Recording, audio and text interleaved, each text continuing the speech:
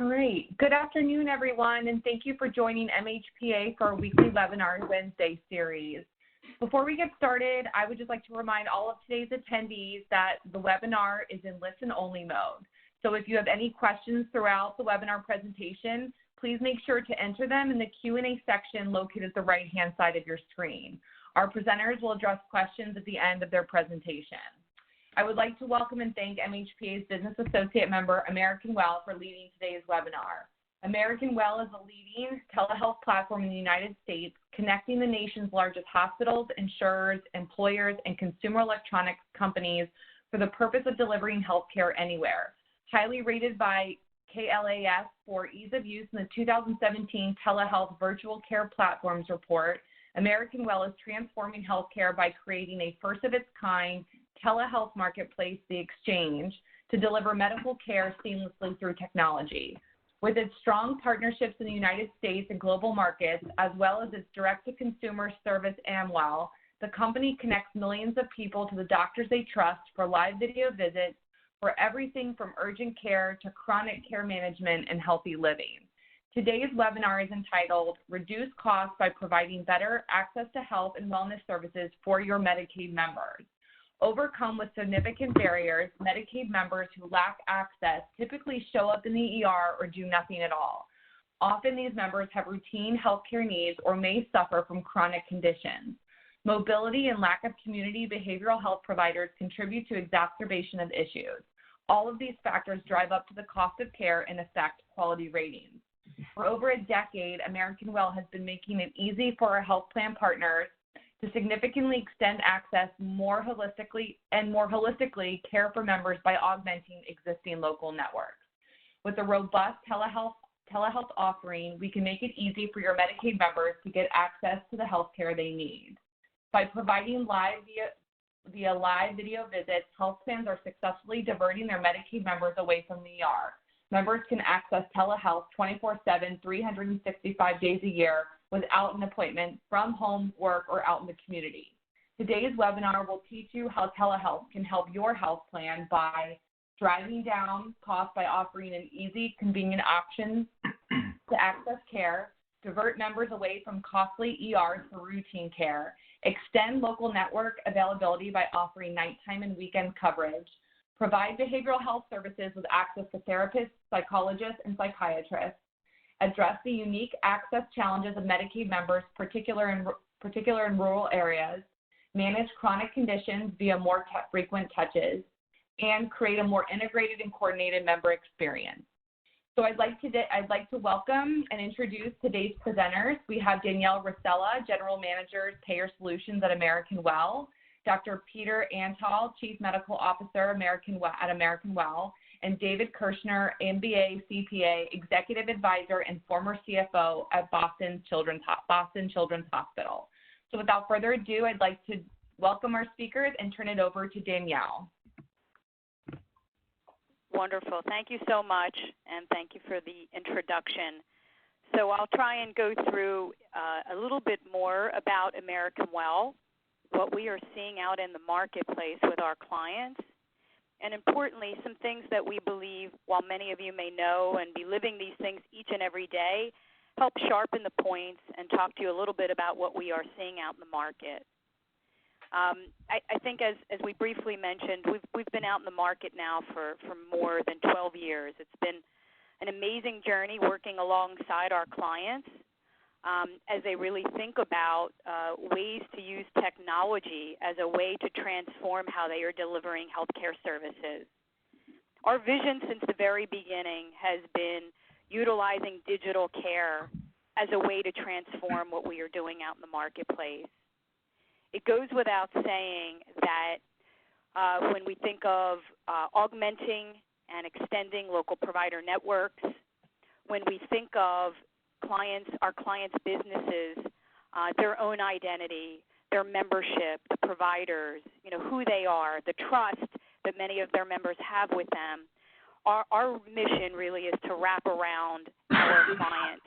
It becomes an extension of their brand and identity, and we are the technology that lives inside.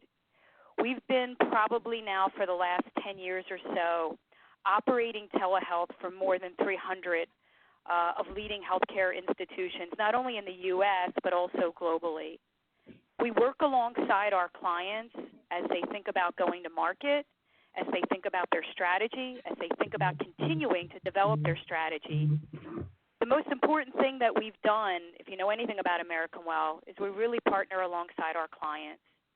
We've been fortunate that many of them have embraced the notion that telehealth is a competency, not a utility, and it is a way to address and deliver healthcare services in ways that, frankly, were not possible many, many years ago. So we move to the next slide. Just to give you a broader perspective of who American Well is serving. Since our early days, which I'll talk about in a moment, which are deep-rooted in the health plan space, you can see on this slide we have an expansive and diverse clientele. This is our client ecosystem. And while they may all be different, health plans obviously have their own needs, employers, health systems and hospitals, providers, and other kinds of clientele in the pharmacy, pharmaceutical, retail, wellness, innovation space. They all are looking at American Well as providing that digital infrastructure to think about how they can deliver services. And so if we move to the next slide, I'm going to dig into a little further to our health plan presence, which is very relevant to this discussion. So when American Well started more than a decade ago, we naturally started with, I shouldn't say naturally, but natural for us because this was an area we knew well. Large aggregators of data, membership, provider networks. This sounded like a really great place for us to start evolving our business. And we've done that, and we've done it quite successfully. The likes of Anthem and Cigna and United are some of our national players.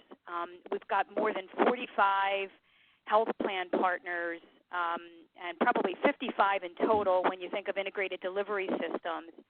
So we've got a pretty diverse base of clientele that lives within the health plan world. And, it goes without saying that while, we think of Medicaid and the Medicaid population for a lot of our partners, it's only been more recent that a lot of our health plan partners have thought about incorporating telehealth and addressing their Medicaid population with it. Peter, you're going to need to click the slide. It kind of builds a bit on our health plan presence. You can kind of see our footprint, quite expansive. And by the way, I'm just showing you a slide. Nope, you've gone a little too far, Peter. Yep.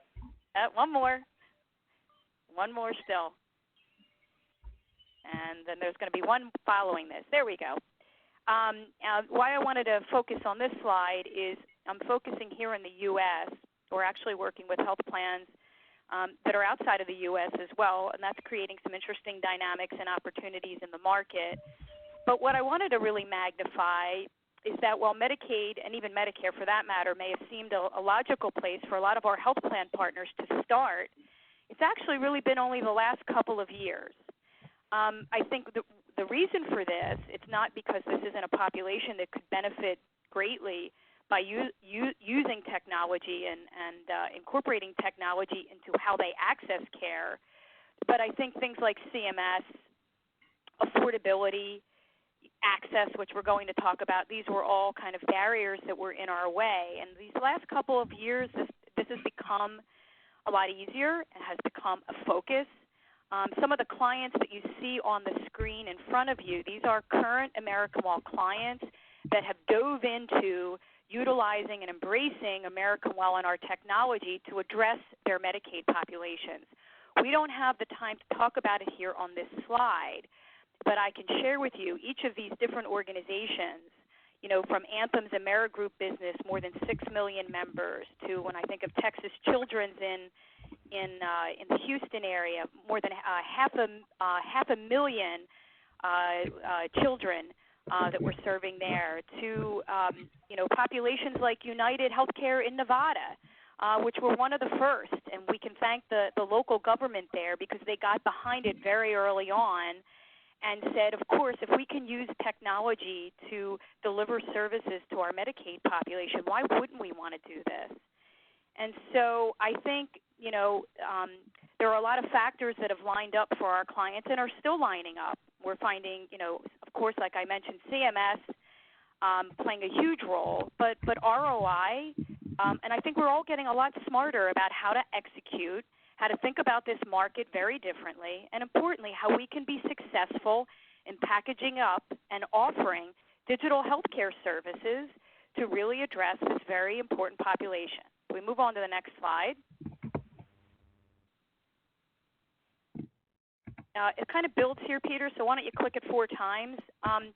Listen, beyond a better experience and a more integrated experience, we see our health plan partners typically focused on these 4 big priorities. They should be you all should not be a stranger to these areas. I think they are fairly universal, not just with our own clientele, but with the market in general.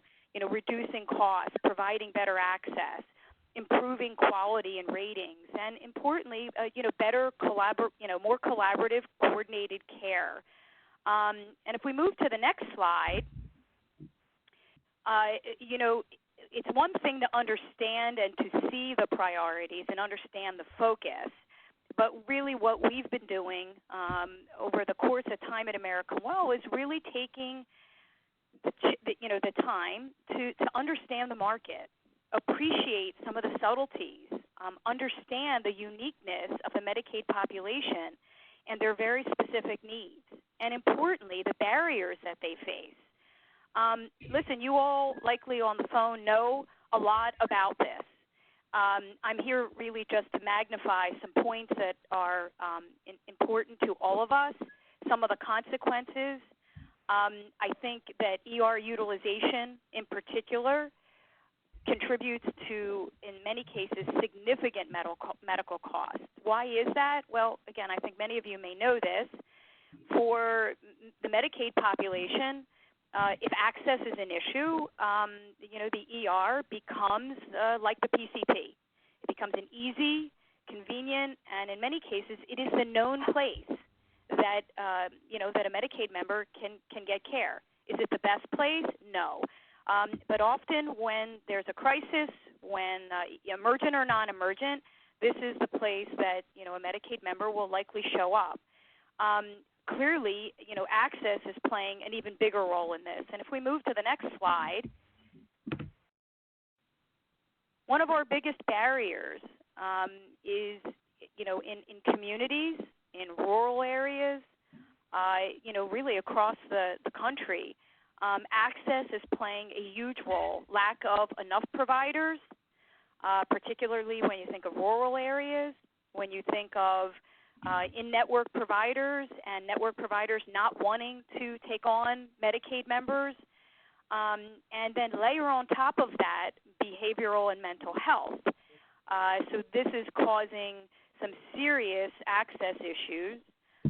Local PCPs often are not equipped to provide behavioral expertise, and if they're not and a member shows up, they often turn the member sort of loose into the community, and these folks are less likely to know where to go for treatment.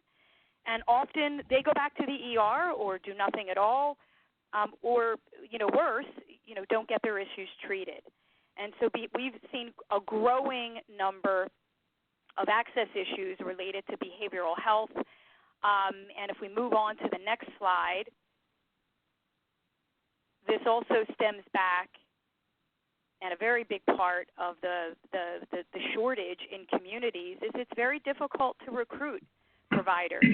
And when we think of areas of specialty, adolescents in particular, substance abuse, psychiatrists, this is not, this is a widespread national epidemic, if you will. Shortages are everywhere, but the population that gets hit the worst is the Medicaid population. And if we move to the next slide, when we think of mothers and their children, often, routine, non-emergent situations can become quite challenging. They take care of the family. They often have extended families. They are plagued with barriers around socioeconomic mobility. Often single moms. They don't have child care. These are real issues, and I think we need to appreciate and understand them to really see how we can best address the situation. If we move on to the next slide, I think we all know that an important consideration here is that lack of care coordination, lack of guidance, lack of even access to the simplest of caregivers often leads to exacerbation. We know that many Medicaid recipients have chronic conditions. These chronic conditions, these comorbidities, often require care team coordination, probably require, because of complexities, a lot more touch, a lot more intervention. And when we, on the previous slide, I talked about access. So think about, your chronic members, your chronic Medicaid members. They often require more. And, they've got medication. They've got other interventions that are likely needed when we think about their health and their well-being. And so these are, yet again, some additional challenges that need to be factored in. And finally, if we move to the last slide, we've got quality and star ratings playing an important role. Gaps in care, continuity, timeliness of care, these are all playing significant roles in poor outcomes. Poor outcomes, behavior and lack of behavioral changes, coupled with access to quality care, these are driving down ratings, and they are contributing to a worsening situation. The important thing here is not to plague everyone with what we're all being faced with, but importantly, in the next part of the presentation that I'm going to turn over to Dr. Antall in a moment, is that, these issues can be addressed. And importantly, we are out in the market with a solution. Many of the barriers, many of the issues, access, behavioral, mental health, care coordination, we've thought about this, we've thought about it hard, and in Peter's next segment, we're going to share with you what we are out in the market doing with our clients, with our partners, and hopefully an opportunity to do with you. Peter? Great. Well, thanks, Danielle. So just as Danielle was alluding to, I'm going to transition to a little bit more of what we do at American Well and how we help health plans and managed Medicaid programs achieve success, whether that success is defined as value add or whether it's defined as cost savings techniques. These are some of the things that we can do. And as well, along with value add cost savings, we can help with kind of the softer side of things, improving the member experience, improving the care coordination, improving the ongoing experience for your members. So, as Danielle had said, we are we provide a competency, and we see ourselves as essentially presenting our partners with a digital front door for their healthcare services. And I'm not going to go through all of this on the screen, but just to give you a sense that we can interact, we can provide interactions between providers and patients that occur on a simple mobile device anywhere the patient is. We can interact with patients and providers using web browsers, so on a computer. We do have a line of kiosks, which are primarily utilized in retail or at employer sites. And then there's a variety of other things that are happening. We will engage in building out member portals that have other services. There are home devices and remote patient monitoring. And then finally, a line of carts, which are primarily used in clinical sites. So, the software-based telehealth technology is really about bringing healthcare right to the member, wherever the member is. So I think the visuals here are pretty self-explanatory. But the vast majority of our visits, just so everyone's clear on our version of telehealth, the vast majority of our visits are occurring in the home or at the workplace. So these are patients who have a problem, and instead of heading off to the ER, they head off to a virtual visit with a provider. And, you know, these services can really be catered to the member population. So many organizations will personalize services based on the member's needs. So certain services for a certain population, a certain benefit plan, services catered to a certain medical condition like diabetes. Programs can be developed for disease states or for wellness. So a healthy weight program is a common example.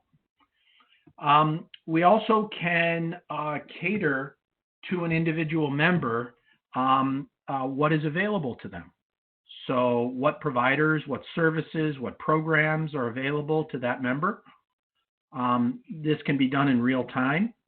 And can present patients with a variety of options. So to use as an example, if a patient is a cancer patient, they can be presented with anything that's relevant to their cancer, like an oncology support program.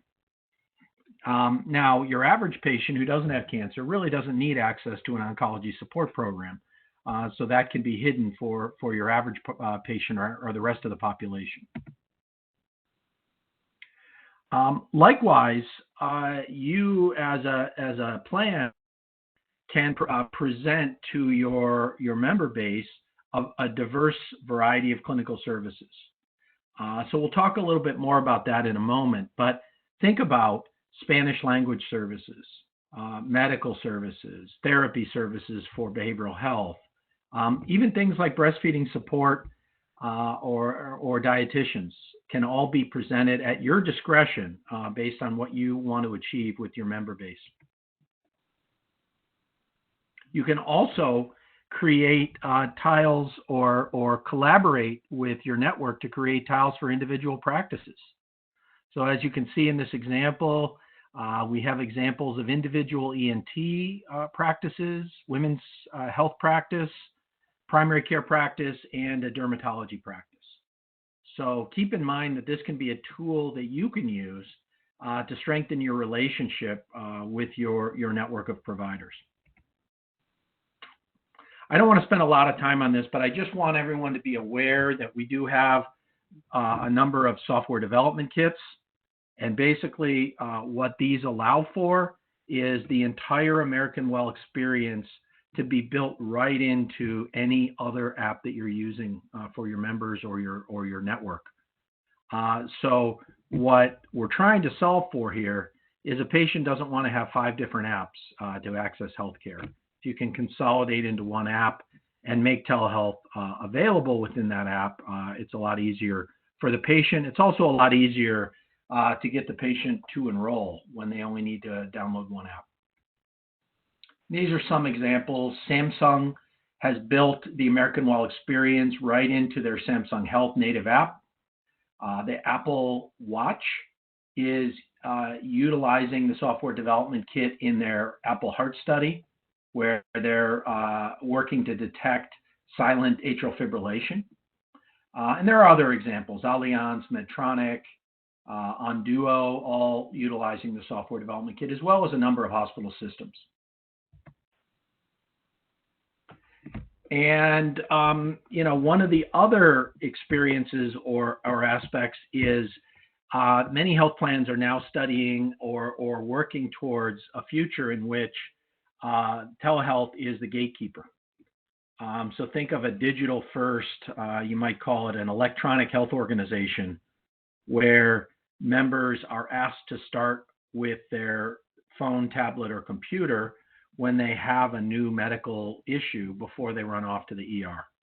So real promise there. And there have been some successful deployments of this technique overseas, most notably in Switzerland.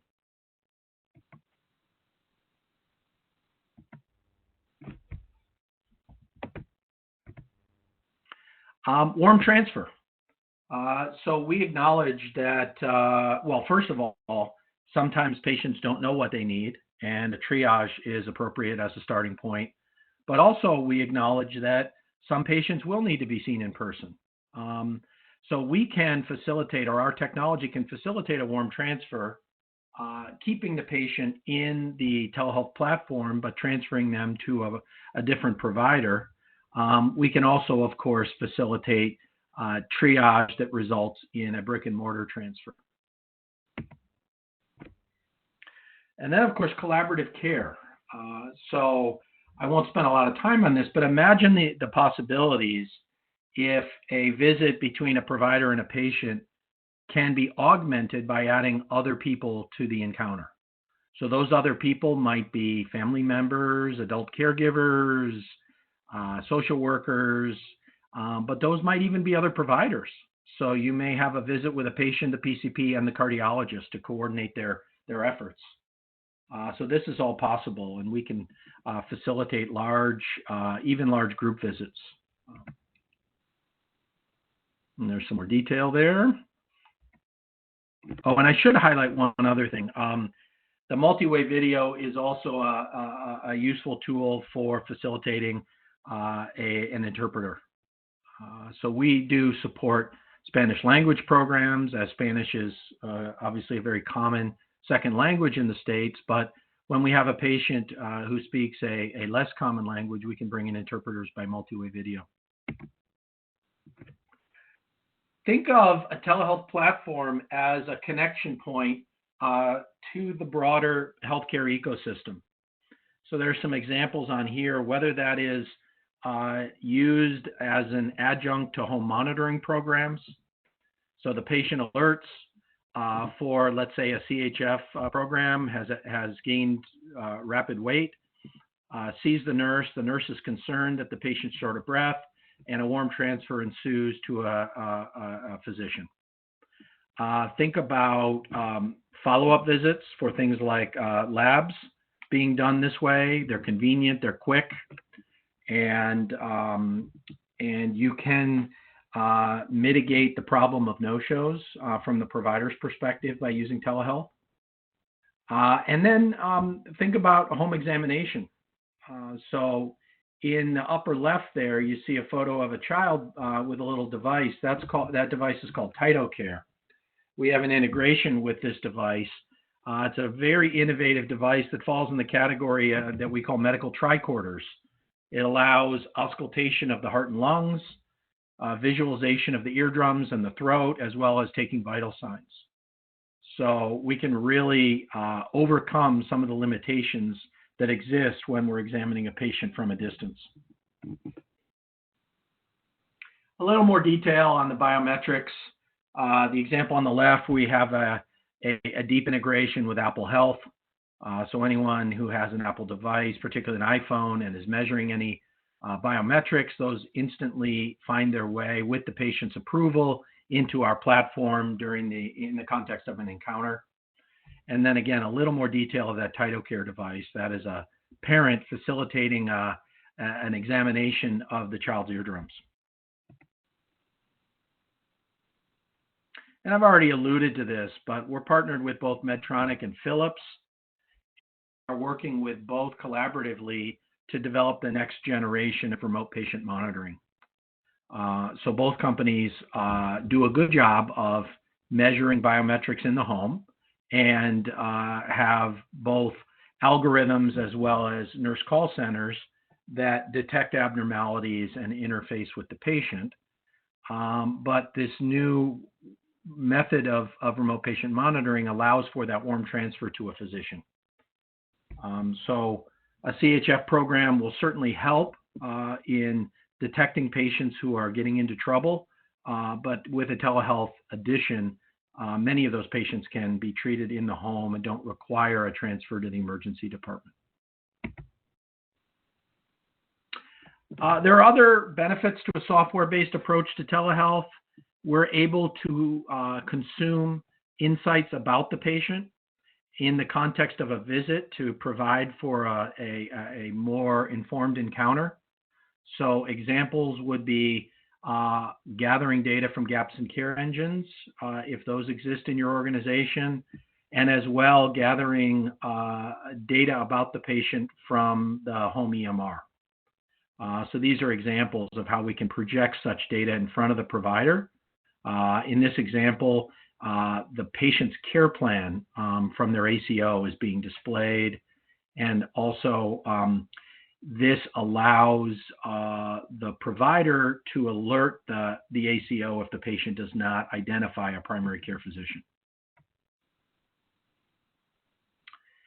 You know, nurse lines, call centers, I'm sure everyone is familiar with nurse lines and phone-based triage, but we're also working in this area to modernize phone-based triage and modernizing it in multiple ways.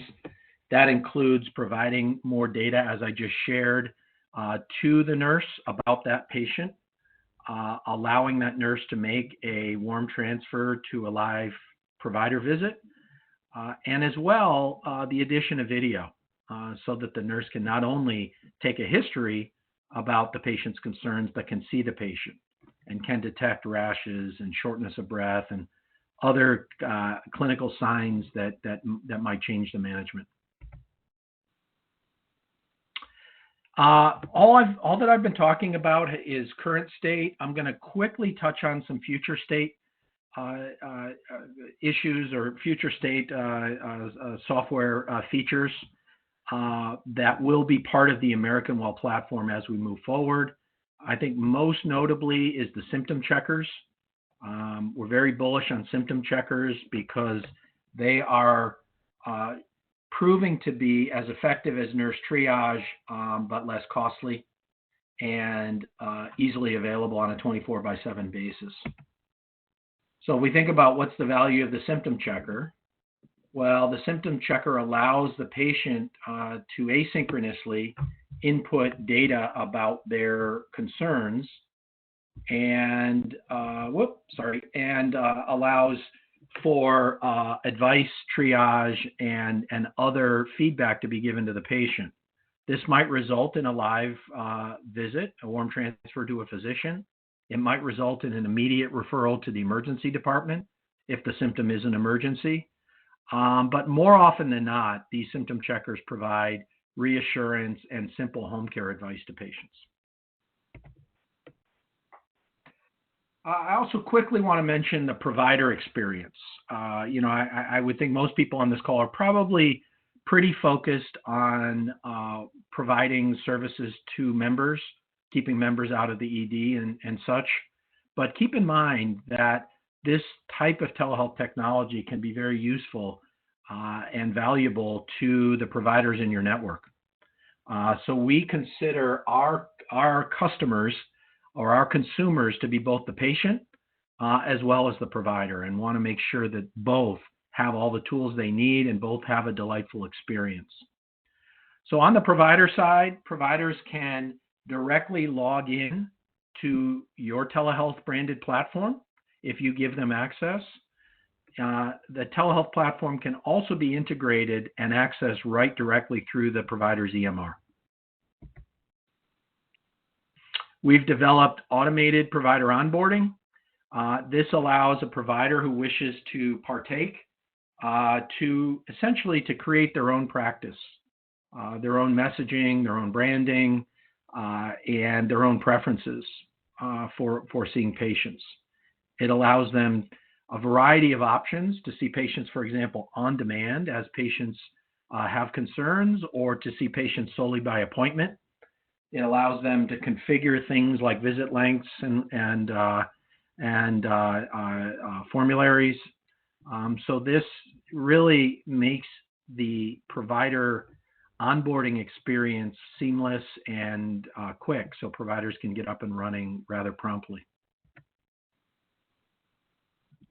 Just some examples. Not only does this workflow allow for enrollment and setup, but it also trains the providers in a basic sense on how to use the platform.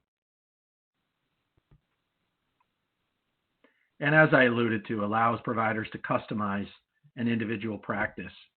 So keep in mind when you are a health plan, you own your own branded instance of the American Well platform, and you're welcome to give that platform access to your network of providers, to sell access to that network of providers, or whatever you see fit from a business perspective. I think many of our health plans have found it a very useful tool for strengthening their relationship with their network of providers. Keep in mind that telehealth also allows the provider to close the loop with in-person care.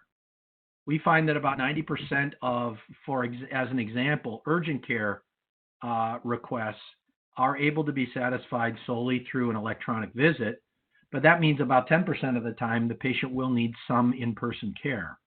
Usually that's non-urgent care, hopefully back with the primary care provider, and we can certainly help facilitate that. I'm going to go on to our providers, but I want to mention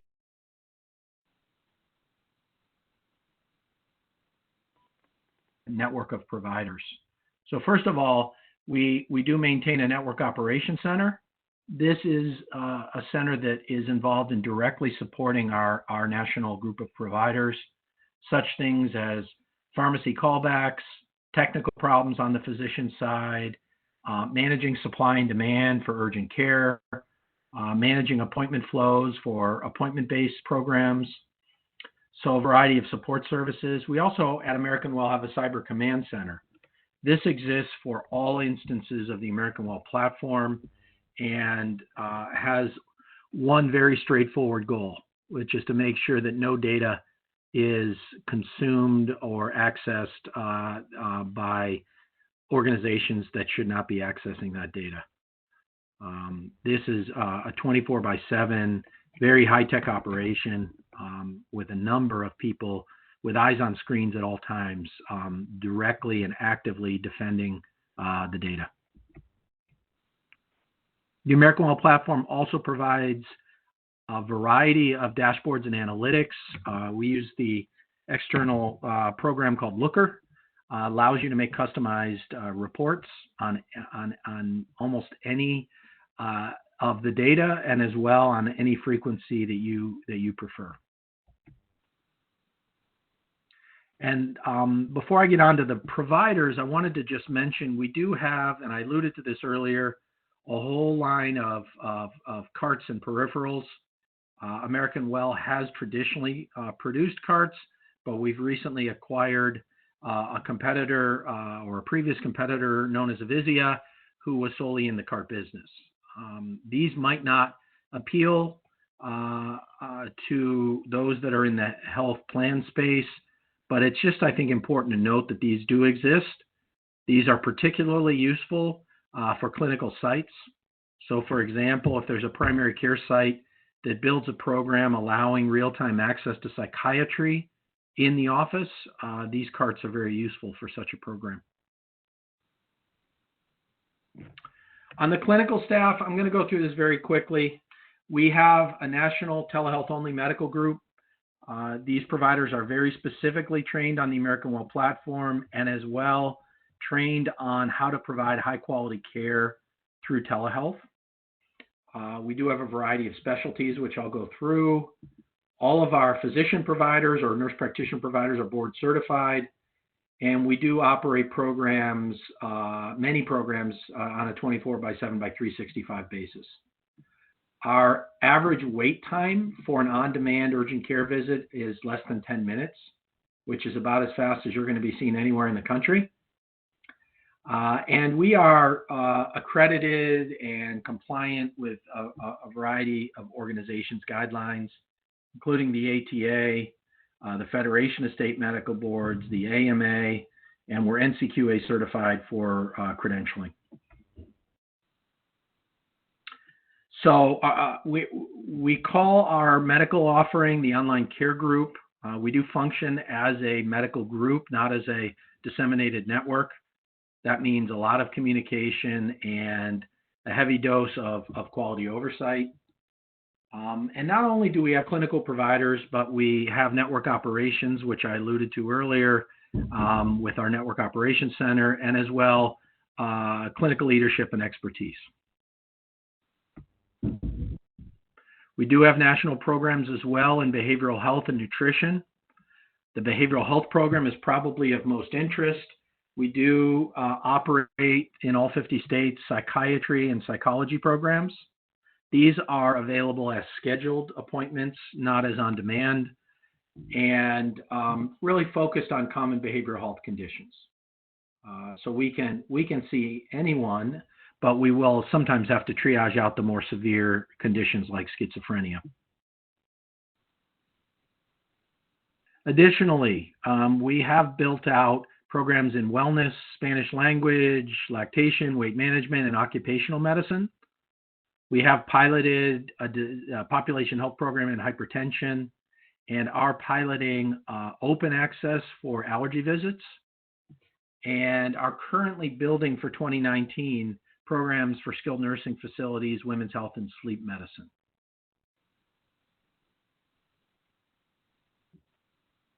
And I've essentially covered this content, so in the interest of time, I'll move on. Opportunities. Down on the clinical side, things to think about, additional use cases. I mentioned behavioral health, specialty services, pregnancy support, weight management, all opportunities. Think about network engagement, so allowing open access to your network of providers, allowing for telehealth to be used as an adjunct for after-hours care, as well for follow-up visits. Programs. So think about, for example, behavioral health programs for chronic pain. In our opioid crisis that exists, we need to keep looking for ways to deal with chronic pain that don't involve writing large scripts for opioids. And then finally, wellness and care management. So a simple low-hanging fruit. If you have existing care management programs, you may consider adding care managers to your platform to help coordinate care that is happening on the platform, and as well to be available as a resource for patients who are interested in help with their disease state, or as well navigation. And finally, this is less about American Well, but really just food for thought for those on this call. This is from a book by Eric Topol, who's a noted futurist at Scripps in San Diego. And he really addressed where he thinks telehealth is going relative to brick and mortar visits, and predicted the turning point of 2024 as the point at which the number of electronic visits will supersede the number of in-office visits. Now, there's some liberties taken here. I think this includes asynchronous care and chat-based care, but even still, I think you can see the way this curve is rising, that there's going to be an explosion of telehealth over the next decade. And so I'm going to go ahead and hand off to David Kirshner, who's going to take us in a different direction and talk about the ROI. Thank you, Peter. For many of us, I think our health plan leadership is focused on a variety of opportunities, as Danielle laid out, but certainly bending the cost curve is one of those. We wanted to share two client case studies with you that illustrate the benefit of incorporating digital care, telehealth, into your health plan offerings. The first is a study by a client who looked at the use of telehealth in their Medicaid health plan between April 1st of 2016 and March 31st, and they looked at primarily urgent care, virtual care, primary care, and ER as the options that a Medicaid member would have for 12 common conditions. These are the kinds of things that many patients would show up sort of inappropriately in an emergency room, ear infections, sore throats, things like that. They also looked at the patient's activity 3 weeks after the telehealth visit in order to come up with a fairly standard way of looking at what the potential savings are. Next slide. So the savings ultimately that was originally measured from patients was the ultimate question of about a $367 savings per episode every time telehealth was used. And you can see that the number of patients, when asked where they would have gone if they hadn't done telehealth, is pretty dominantly organized in the pie slice called urgent care and the green slice called physician office. But there are a number of patients who would not have done anything. And of course, there are a number of patients who are in an ER, would go to an ER. In the next slide, you can see that when we shift this from the commercial population to a Medicaid population, we actually measured, the client actually measured not just the cost of the visit itself, but the downstream effect of the savings that occurred as a result of doing a virtual care visit as compared to the other three options. And you can see that we're measuring pharmacy cost and follow-up cost as part of the calculation.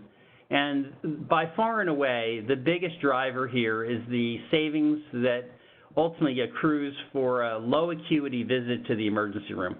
And you can see the total savings there could ultimately climb up into the $3,400 range. But even in primary care and urgent care centers, brick and mortar centers, there's a relative savings using virtual care. The next slide.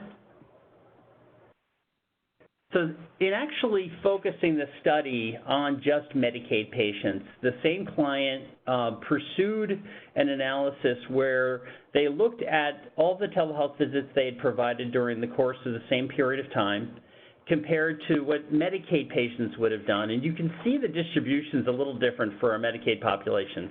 Significantly more emergency room utilization, as Peter and Danielle indicated in their presentations. We do see some significant physician office use here, but again, number of patients are not getting care at all.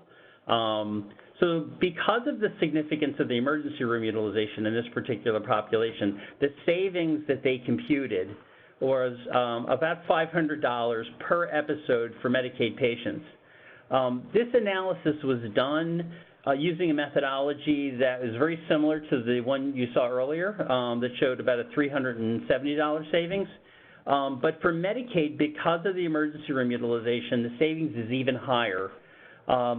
This study is one of the seminal analyses that have been done by clients of ours around the country that ultimately indicate that the data statistically, when we match up 3 patients to every 1 telehealth visit, the 3 actually having gotten brick and mortar care, this normalizes out to about $500 in the state where this particular client is located. When it was extrapolated to some other states around the country, the numbers were upwards of over $700 per episode. Next slide. This is a second case study we wanted to share with you about the potential opportunity in a state for full deployment of telehealth in the pediatric population.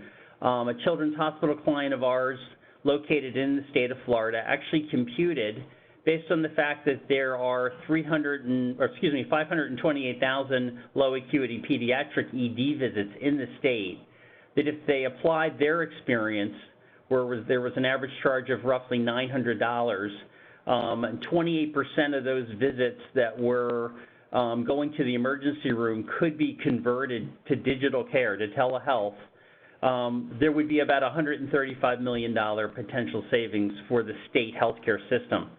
Medicaid is obviously just a piece of that, but what's really, I think, compelling about this is the large preponderance of pediatric visits that could be avoided with the use of the kinds of programs that Peter and Danielle referred to earlier. So we're excited to see this and want to share with you the opportunity potentially to look at something like this in your own state. The last thing we wanted to share with you on the next slide are why an interest in telehealth. Why is this a topic that we think you might be interested in? And each organization obviously is in a different state, but we wanted to just check off a few boxes with you. So if you are in a state Medicaid program, you're participating with a Medicaid director. We know those directors today in many states are focused on innovation through what's described as value-based purchasing, and that really is about the reduction of the cost of care. So you're in a state where there's a lot of penetration by managed care plans and accountable care organizations. We know that there's a focus that you have on network adequacy, particularly in rural areas, and utilization management. If that describes you, and you further maybe looking at ACOs who are part of delivery systems that you want to partner with, many of them we know are warming up to the concept of at least sharing some of the downside risk for Medicaid.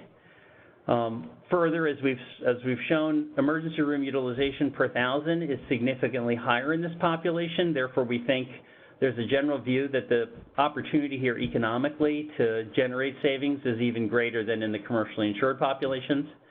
And as indicated by our second case study, mothers and children are really a major focus of this population. For the TANF population, we think this is a really important opportunity for children to get easier, better access, both for medical care and behavioral health. And with that, I'll pause and go to questions and answers.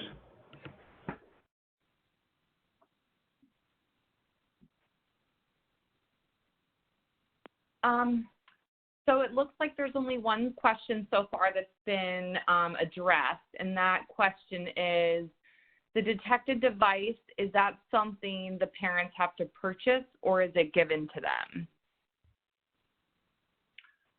Sorry, was the question about the exam device, the TytoCare device? There wasn't any clarification. Okay. Well, I'll address it that way because that's the one that might exist in a consumer or a member's home. That is a device that is something that's usually purchased by the consumer. Now, I know that's probably not that palatable in the Medicaid space, but do keep in mind that this is the first, and one of the reasons we partnered with this company is this is the first of the medical tricorders that exists at a somewhat of a consumer price point. It's still about $300, but it's at least getting into the realm of an area in which some consumers may bite. Other medical peripherals that might, for example, exist at a cart, those are usually commercial grade and not something that a consumer would purchase.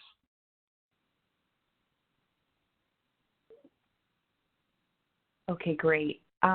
So far, there's not any other questions, but if there's any closing thoughts or remarks that you all want to make in closing.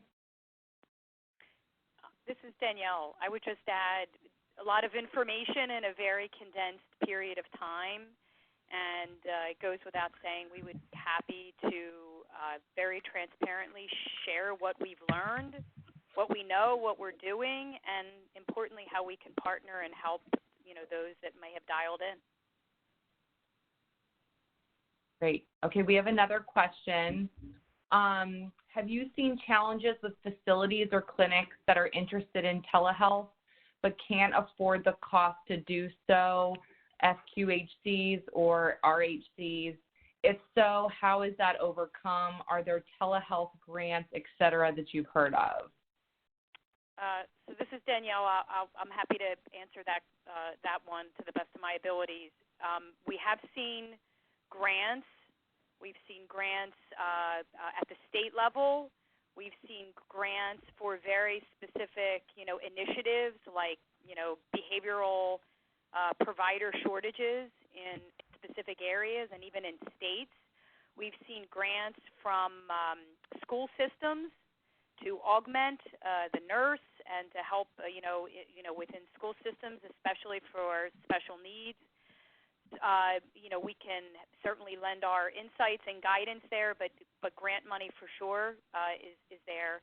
In terms of overall affordability, this isn't a call to necessarily talk about the various models.